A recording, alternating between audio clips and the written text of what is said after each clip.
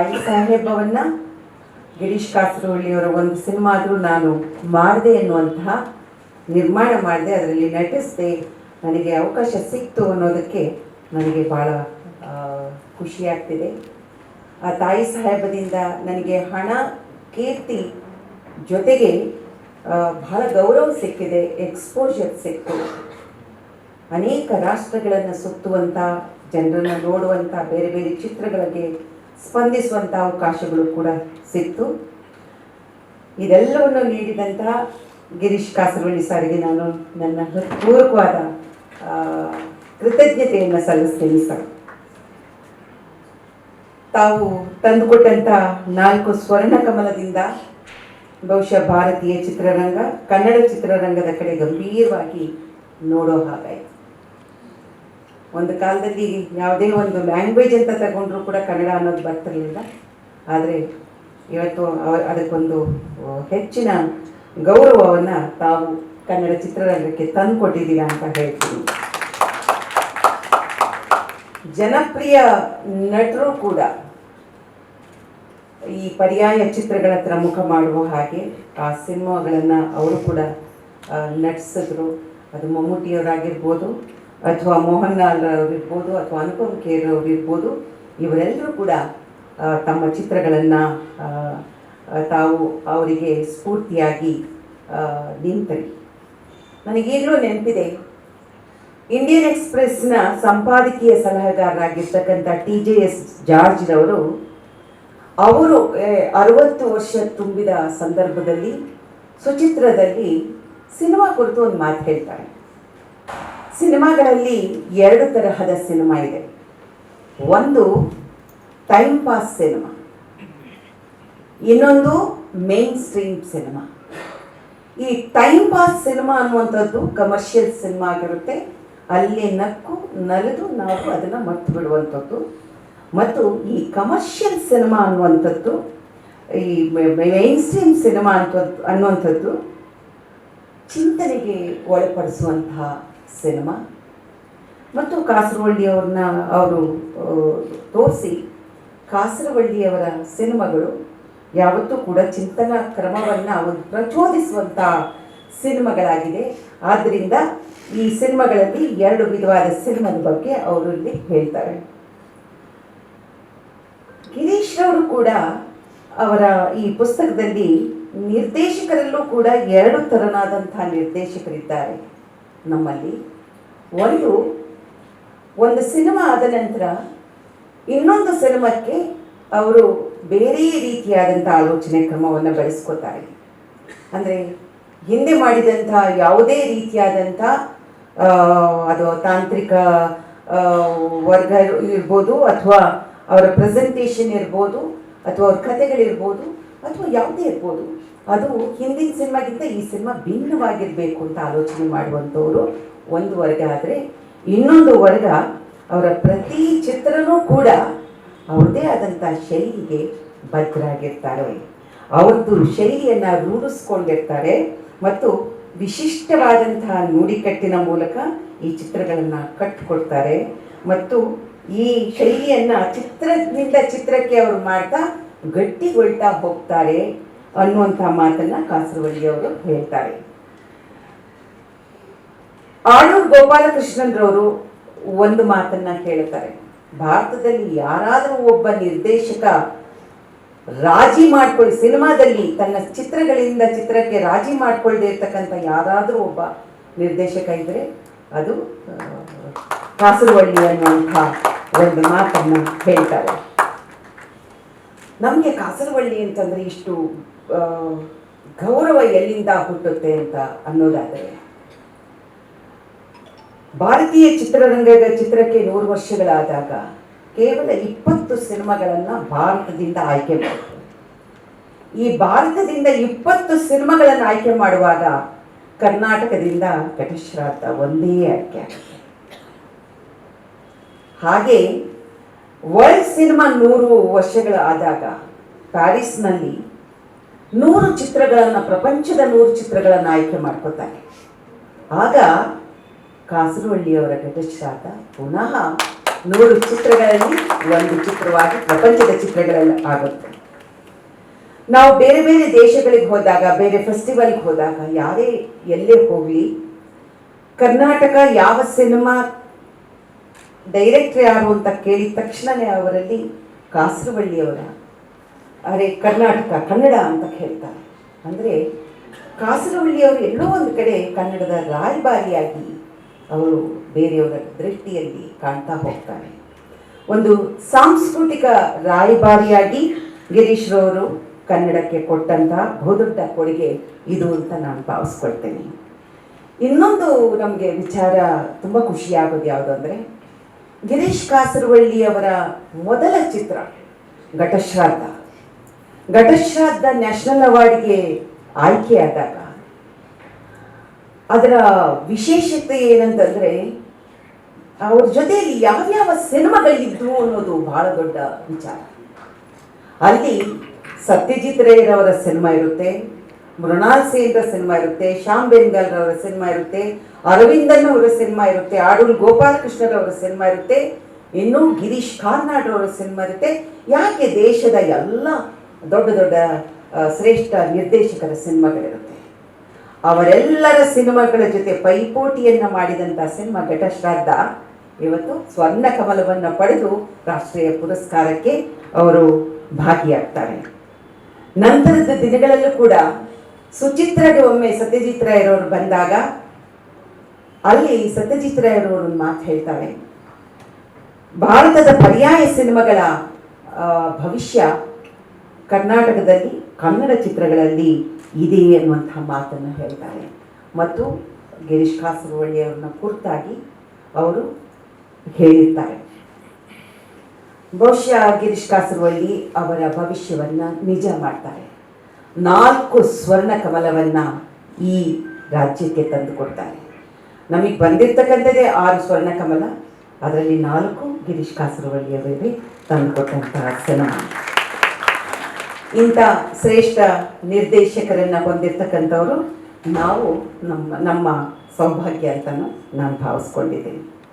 ಈ ಪುಸ್ತಕವನ್ನು ನಾನು ಅತ್ಯಂತ ಪ್ರೀತಿಯಿಂದ ಬಿಡುಗಡೆ ಮಾಡಿದೆ, ಖುಷಿಯಾಗುತ್ತೆ.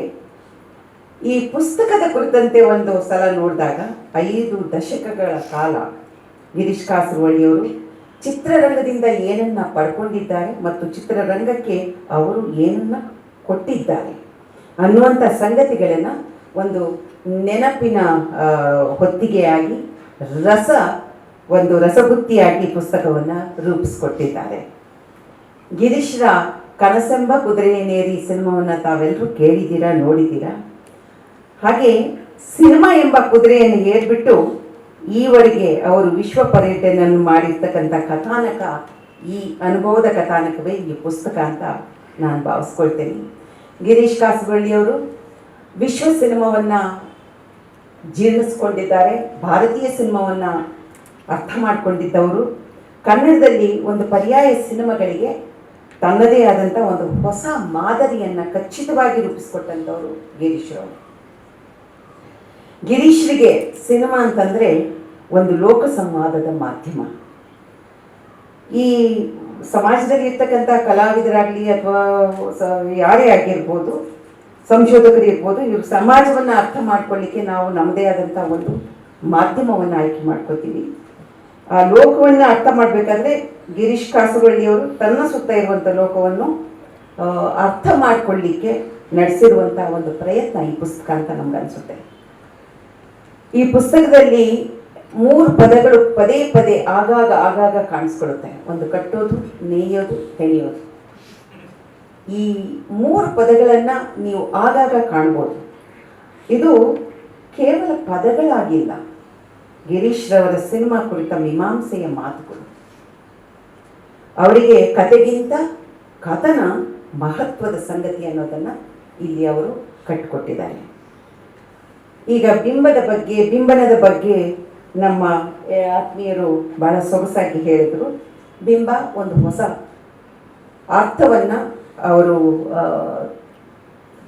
ಕಟ್ಟಿಕೊಟ್ಟಿದ್ದಾರೆ. ಒಂದು ಹೊಸ ಪದ ಅದು. ಈ ಹೊಸ ಪದವನ್ನು, ಅರ್ಥವನ್ನು ಬಿಂಬನ ಮತ್ತು ಬಿಂಬನದ ಲಕ್ಷಣಗಳೇನು, ಅದರ ಸ್ವರೂಪ ಏನು ಅನ್ನೋದನ್ನು ಇಲ್ಲಿ ಈ ಪುಸ್ತಕ ನಮಗೆ ಹೇಳ್ತಾ ಹೋಗುತ್ತೆ. ಈ ಪುಸ್ತಕವನ್ನು ನಾವು ಓದಿದಾಗ ನಮ್ಗೆ ಅದು ಅರ್ಥ ಆಗುತ್ತೆ. ಗಿರೀಶ್ರವರ ಸಿನಿಮಾ ಮೀಮಾಂಸೆ ಬರೀ ನಿರ್ದೇಶನಕ್ಕೆ ಮಾತ್ರ ಸೀಮಿತವಾಗಿಲ್ಲ.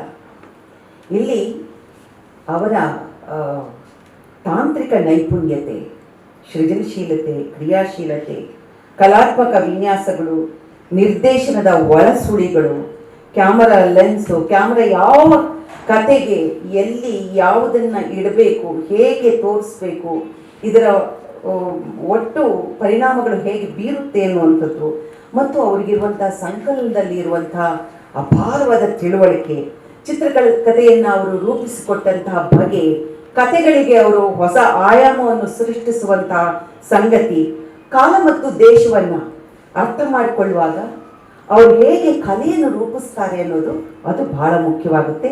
ಮತ್ತು ಸಂಗೀತವನ್ನು ಅವ್ರು ಹೇಗೆ ಬಳಸ್ಕೋತಾರೆ, ಮತ್ತು ಪಾತ್ರಗಳ ಆಯ್ಕೆಯನ್ನು ಹೇಗೆ ಮಾಡ್ತಾರೆ, ಯಾವ್ಯಾವ ಪಾತ್ರಕ್ಕೆ ಯಾರು ಬೇಕು, ಯಾಕೆ ಬೇಕು ಅನ್ನೋದನ್ನು ಅವರು ಇಲ್ಲಿ ಸ್ಪಷ್ಟತೆಯನ್ನು ಈ ಪುಸ್ತಕದಲ್ಲಿ ಕೊಡ್ತಾ ಹೋಗ್ತಾರೆ.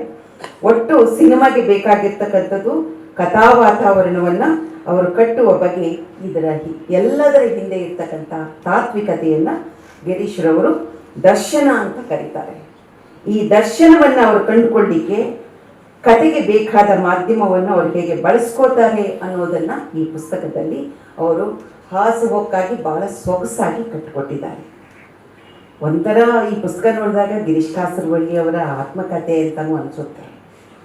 ಒಂದು ಖುಷಿಯಾಗುತ್ತೆ, 14 ಕಥೆಗಳನ್ನು ನೀವು ಒಂದೇ ಸಮನಾಗಿ ಓದುವಾಗ ಬಹಳ ಖುಷಿಯಾಗುತ್ತೆ. ಗಿರೀಶ್ ಕಾಸರವಳ್ಳಿ ಅವರಿಗೆ ಬೆಳೆದು ಬಂದ ಅವರ ಪರಿಸರ, ಇನ್ಸ್ಟಿಟ್ಯೂಟ್ನಲ್ಲಿ ಬೆಳೆದ ಅವರ ಆಸಕ್ತಿ, ನಂತರ ಬೆಳೀತಾ ಬೆಳೀತಾ ಅದು ವಿಕಾಸವಾಗಿ ಅವರು ಸಿನಿಮಾವನ್ನು ಬೆಳೆಸಿದ ರೀತಿ, ಆ ಸಿನಿಮಾವನ್ನು ಬೆಳೆಸಿದ ಕಥೆಗಳು, ತಾವು ಬೆಳೆದ ಕತೆ, ಈ ಪುಸ್ತಕ ಒಂದರ ಒಳಗೊಂದು ಈ ಜೋಡಾಗಿ ಇವತ್ತು ಸೇರ್ಕೊಂಡು ಬಿಟ್ಟಿದೆ ಅಂತಂದರೆ ತಪ್ಪಾಗಲಾರದು. ಗಿರೀಶ್ರವರ ಪ್ರತಿ ಕ್ಷೇತ್ರದಲ್ಲಿ ಅವರಿಗಿರುವಂಥ ಆಳವಾದ ಆಸಕ್ತಿಯನ್ನು, ತಿಳುವಳಿಕೆಯನ್ನು ಮತ್ತು ಅವರ ಚಿಂತನೆಗಳನ್ನು ಈ ಪುಸ್ತಕ ನಮಗೆ ತೋರಿಸ್ಕೊಡುತ್ತೆ. ಈ ಪುಸ್ತಕದ ಮತ್ತೊಂದು ತುಂಬ ಖುಷಿಯಾದ ಸಂಗತಿ ಅಂದರೆ QR ಕೋಡನ್ನು ಬಳಸಿರ್ತಕ್ಕಂಥದ್ದು.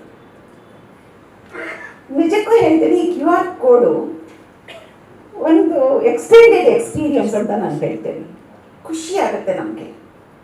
ಯಾವ ಕೋಣಗಳಲ್ಲಿ ನೀವು ನೋಡಿದ್ರು ನನಗೆ ಆ QR ಕೋಡ್ ಮೂಲಕ ನಾನು ಒಂಥರ ಈ ಸಣ್ಣ ಮಕ್ಕಳು ನೋಡಿದಾಗ ಇಲ್ಲಿ ನೋಡೋದು ಮತ್ತು ಅಲ್ಲಿ QR ಕೋಡನ್ನು ತೆಗೆದು ನೋಡಿದಾಗ ಒಂದು ರೀತಿಯಾದಂಥ ಒಂದು ಬೇರೆ ಆದಂಥ ಎಕ್ಸ್ಪೀರಿಯನ್ಸ್ ಆಗ್ತಾ ಹೋಗುತ್ತೆ. ಇಂಥ ಪ್ರಯೋಗ ಬೇರೆ ಬೇರೆ ಕ್ಷೇತ್ರಗಳಲ್ಲಿ ಮತ್ತು ಬೇರೆ ಬೇರೆ ದೇಶಗಳಲ್ಲೂ ಆಗಿದೆ. ಆದರೆ ಸಾಹಿತ್ಯ ಮತ್ತು ಸಿನಿಮಾದಲ್ಲಿ ಈ ಪುಸ್ತಕದಲ್ಲಿ ಈ ಥರದ ಒಂದು ಹೊಸ ಎಕ್ಸ್ಪೀರಿಯನ್ಸನ್ನು ಬಹುಶಃ ಇದು ಪ್ರಥಮ ಅಂತ ನಾನು ಭಾವಿಸ್ಕೊಳ್ತೇನೆ. ಆ ಶ್ರೇಯಸ್ಸು ಕೂಡ ಇವರಿಬ್ಬರಿಗೆ ಸಲ್ಲಬೇಕು, ಗೋಪಾಲಕೃಷ್ಣ ಪೈ ಅವರು ಮತ್ತು ಗಿರೀಶ್ರವರಿಗೆ ಸಲ್ಲಬೇಕು ಅಂತ ಹೇಳ್ತಾ, ಮತ್ತು ಇದರ ಸಾಧ್ಯತೆಗಳು ಏನಂತಂದರೆ, ಈ ಸಿನಿಮಾಗೆ ನಮ್ಮ ಈ ಹೊಸದಾಗಿ ಆಗುವಂಥ ಸಿನಿಮಾದ್ದು ಯಾವುದಾದ್ರೂ ಅಡ್ವರ್ಟೈಸ್ಮೆಂಟು ಏನಾದರೂ ಬೇಕು ಅಂತಂದರೆ ಈ QR ಕೋಡ್ ಮೂಲಕ ಕಳಿಸಿದ್ರೆ ತುಂಬ ಪ್ರಚಾರವಾಗ್ಬೋದು.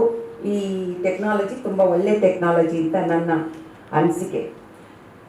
ಈಗ ಇವರು ಹೇಳಿದಾಗೆ ಈ ಪುಸ್ತಕವನ್ನು ನಾನು ಫಸ್ಟು ನೋಡಿದಾಗ ಇದು ಒಂದು ರೀತಿಯಾದಂತಹ ಕ್ವಶನ್ ಆನ್ಸರ್ ಅಂತ ಅಂದ್ಕೊಂಡೆ.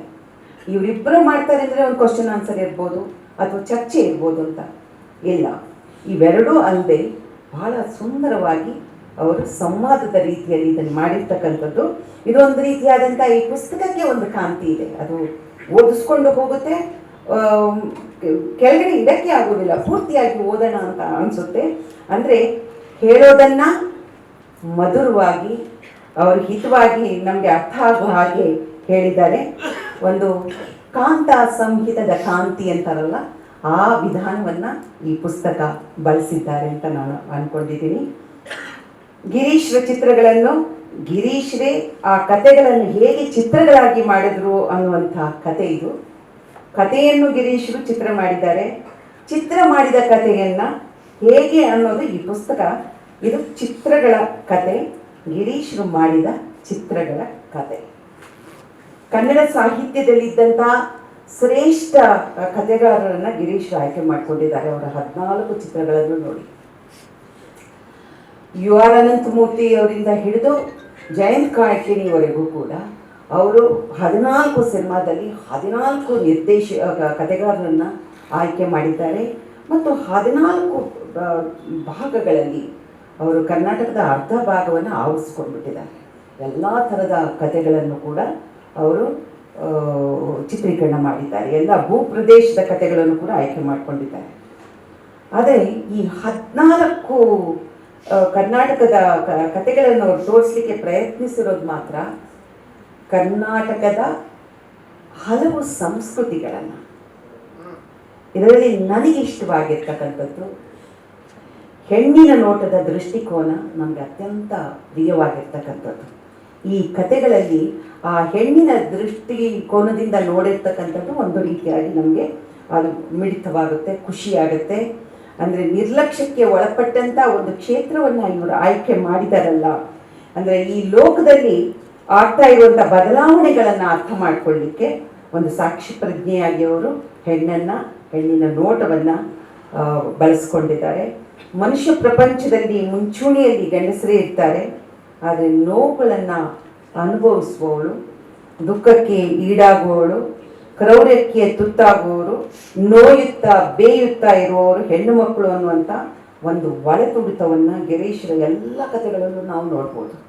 ಅದು ಘಟಶ್ರಾದ್ದದ ಯಮುನಕ್ಕ ಇರ್ಬೋದು, ಅಥವಾ ಅವಶೇಷಿನ ಅಜ್ಜಿ ಇರ್ಬೋದು, ಅಥವಾ ತಾಯಿ ಸಾಹೇಬದ ನರ್ಮದ ತಾಯಿ ಇರ್ಬೋದು, ಗುಲಾಬಿ ಟಾಕೀಸ್ನ ಗುಲಾಬಿ ಇರ್ಬೋದು, ದ್ವೀಪದ ನಾಗಿ ಇರ್ಬೋದು, ನಾಯಿ ನೆರಳಿನ ತಾಯಿ ಮಗಳಿರ್ಬೋದು, ಅಥವಾ ಹಸೀನ ಯಾರೇ ಇರ್ಬೋದು. ಇವರೆಲ್ಲರಲ್ಲೂ ಕೂಡ ನೀವು ಸಮಾಜದಲ್ಲಿ ಅತ್ಯಂತ ನಿರ್ಲಕ್ಷ್ಯಕ್ಕೆ ಒಳಪಟ್ಟಂತಹ ಮಹಿಳೆಯರ, ಹೆಣ್ಣು ಮಕ್ಕಳ ಕುರಿತಂಥ ಕಥೆಗಳನ್ನು ಆಯ್ಕೆ ಮಾಡಿ ಸಮಾಜದ ಕಣ್ಣು ತೆರೆಸುವಂಥ ಒಂದು ಕಾರ್ಯವನ್ನು ಗಿರೀಶ್ ಕಾಸರವಳ್ಳಿ ಅವರು ನಿರಂತರವಾಗಿ ಮಾಡ್ಕೊಂಡು ಬಂದಿದ್ದಾರೆ. ಈ ಪುಸ್ತಕ ಅತ್ಯುತ್ತಮವಾದಂತಹ ಒಂದು ಪುಸ್ತಕ ಅಂತ ನಾನು ಹೇಳಲಿಕ್ಕೆ ಇಷ್ಟಪಡ್ತೇನೆ. ಒಂದು ರೀತಿಯಾದಂಥ ವಿಶ್ವಕೋಶದ ರೂಪದಲ್ಲಿರ್ತಕ್ಕಂಥ ಒಂದು ಗ್ರಂಥ. ಈ ಥರದ ಕಥೆಗಳನ್ನು ಎಲ್ಲ ನಿರ್ದೇಶಕರ ಕುರಿತಂತೆ ಈ ರೀತಿಯಲ್ಲಿ ಮಾಡಿದರೆ ಬಹುಶಃ ಬಹಳ ಜನರಿಗೆ ಈ ಪುಸ್ತಕಗಳು ಇಷ್ಟ ಆಗುತ್ತೆ ಅಂತ ನನ್ನ ಅನಿಸಿಕೆ. ಕನ್ನಡದ ಸೌಭಾಗ್ಯ, ಗಿರೀಶರು ಕನ್ನಡದಲ್ಲೇ ಈ ಪುಸ್ತಕವನ್ನು ಪ್ರಪ್ರಥಮವಾಗಿ ಮಾಡಿರೋದು. ಅದು ತಾವು ನೀಡಿದ ಇನ್ನೊಂದು ಕೊಡುಗೆ ಅಂತ ನಾನು ಭಾವಿಸ್ತೇನೆ. ಈ ಪುಸ್ತಕ ಎಷ್ಟೋ ಜನರಿಗೆ ಒಂದು ರೀತಿಯಾದಂಥ ಮಾರ್ಗದರ್ಶನವನ್ನು ಮಾಡುವಂಥ ಪುಸ್ತಕವಾಗಿದೆ. ಮುಂದಿನ ಪೀಳಿಗೆ ಸಿನಿಮಾ ಮಾಡಬೇಕು ಅಂದಾಗ ಬರೀ ಟೆಕ್ನಿಕ್ಕು ಸಿನಿಮಾ ಮಾಡೋದು ಅಂದರೆ ಬರೀ ಟೆಕ್ನಿಕ್ ಮಾತ್ರ ಅಲ್ಲ, ಸಿನಿಮಾವನ್ನು ಯಾವ ರೀತಿಯಾಗಿ ನೋಡಬೇಕು, ಆ ಶಿಸ್ತೇನು ಅನ್ನೋದನ್ನು ಭಾಳ ಅಚ್ಚುಕಟ್ಟಾಗಿ ಹಾಕಿಕೊಟ್ಟಿದ್ದಾರೆ. ಇದೊಂದು ಕೈಪಿಡಿಯಾಗಿದೆ, ಒಂದು ಕಿಟಕಿಯಾಗಿದೆ. ಈ ಕಿಟಕಿಯ ಮೂಲಕ ಮಹತ್ವದ ಕಾಣಿಕೆಯನ್ನು ಕೊಟ್ಟಿದ್ದಾರೆ ಗಿರೀಶ್ರ ಸಿನಿಮಾಗಳು ಕೊಟ್ಟಷ್ಟೇ ಮಹತ್ವವನ್ನು ಈ ಪುಸ್ತಕ ಕೂಡ ಕೊಟ್ಟಿದೆ ಅಂತ ನಾನು ಗಿರೀಶ್ರಿಗೆ ಹೇಳಲಿಕ್ಕೆ ಇಷ್ಟಪಡ್ತೀನಿ. ಇಲ್ಲಿ ನಾನು ಮಿಸ್ ಮಾಡ್ಕೊಳ್ಳೋದು ನನ್ನ ಆತ್ಮೀಯ ಸ್ನೇಹಿತೆ ವೈಶಾಲಿಯನ್ನು. ಇವತ್ತು ವೈಶಾಲಿ ಅವ್ರ ಪಕ್ಕದಲ್ಲಿ ಕೂತಿರ್ಬೇಕಾಗಿತ್ತು ಅಂತ ನಮಗನ್ಸುತ್ತೆ. ಕಾರಣ ಅವರೇ ಹೇಳ್ಕೊಂಡ ಹಾಗೆ ಅವರ ಮೊದಲ ವಿಮರ್ಶಕಿ ವೈಶಾಲಿ ಆಗಿದ್ದು. ವೈಶಾಲಿ ಇದ್ದಿದ್ದರೆ ಇವತ್ತು ತುಂಬ ಸಂತೋಷ ಪಡ್ತಿದ್ಲು. ನಾನು ಆಕೆಯನ್ನು ನೆನೆಸ್ಕೊಳ್ತಿದ್ದೀನಿ ಈ ಪುಸ್ತಕ ನೋಡಿದಾಗ. ಗಿರೀಶ್ರು ಸಿನಿಮಾಗಳಲ್ಲಿ ಹೆಣ್ಣಿನ ಪಾತ್ರಗಳ ಮೂಲಕ ಲೋಕ ತೋರಿಸುವ ಹಾಗೆ ಒಂದು ಹೆಣ್ಣಿನ ಕೈಯಲ್ಲೇ ಪುಸ್ತಕವನ್ನು ಬಿಡುಗಡೆ ಮಾಡಿ ಇನ್ನೊಂದು ಅದಕ್ಕೆ ಮತ್ತೊಮ್ಮೆ ಇಲ್ಲೂ ಕೂಡ ಆಚರಣೆಗೆ ತಂದಿದ್ದೀರಾ. ನಿಮಗೆ ನಾನು ನನ್ನ ಧನ್ಯವಾದವನ್ನು ಹೇಳಲಿಕ್ಕೆ ಇಷ್ಟಪಡ್ತೀನಿ ಸರ್. ನಿಮ್ಮ ಜೊತೆ ಒಂದು ಸಿನಿಮಾ ಮಾಡುವಂಥ ಅವಕಾಶ ಸಿಕ್ಕಿರೋದು ನನ್ನ ಸುಕೃತ. ಒಂದು ಲಿವಿಂಗ್ ಲೆಜೆಂಡ್ ಅವ್ರ ಜೊತೆಯಲ್ಲಿ ನಾವು ಕೆಲಸ ಮಾಡಿದ್ದೀವಿ ಅನ್ನುವಂಥ ಒಂದು ಹೆಮ್ಮೆ, ಆ ಭಾವ. ಮತ್ತು ಈ ಪುಸ್ತಕ ಬಹಳ ಉಪಯುಕ್ತವಾದಂಥ ಪುಸ್ತಕ. ಇದಕ್ಕೆ ಅತ್ಯಂತ ದೊಡ್ಡ ಭವಿಷ್ಯ ಇದೆ ಅನ್ನೋಂಥ ನಂಬಿಕೆ ನನಗಿದೆ. ನನಗೆ ಈ ಅವಕಾಶವನ್ನು ತಾವು ಕೊಟ್ಟಿದ್ದಕ್ಕೆ ನಾನು ನನ್ನ ಕೃತಜ್ಞತೆಯನ್ನು ಹೇಳ್ತೇನೆ. ಮತ್ತು ಇಷ್ಟೊತ್ತು ನನ್ನ ಮಾತು ಕೇಳಿದ್ದಕ್ಕೆ ಎಲ್ಲರಿಗೂ ಕೂಡ ನಾನು ನಮಸ್ಕಾರಗಳನ್ನು ತಿಳಿಸ್ತಾ ಮಾತನಾಡ್ತೇನೆ. ನಮಸ್ಕಾರ.